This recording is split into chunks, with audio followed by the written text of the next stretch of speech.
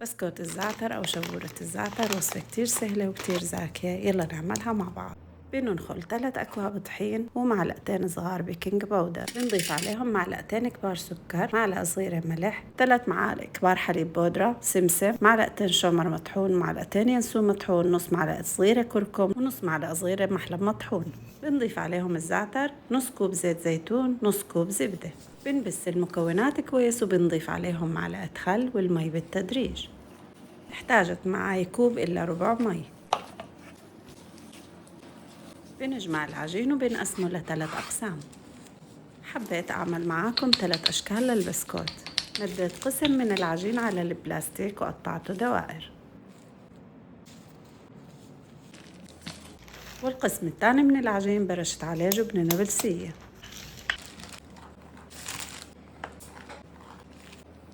والقسم الثالث حبيت أعمله أصابع بالسمسم والسكر. لكل 8 معالق سمسم معلقتين سكر ورشة مي. لاحظوا حجم الأصابع كيف طول بعد ما غطيتهم بالسمسم والسكر. تخبز بفرن مسبق التسخين على درجة 180. ولأصابع السمسم بنطفي الفرن بعد ما تتحمر وبنتركها 5 دقايق على حرارة الفرن. احتفظوا بالبسكوت بأكياس الخبز. وهيك خلصت وصفتنا، أتمنى تكون عجبتكم، وصحتين وألف عافية. بسم الله.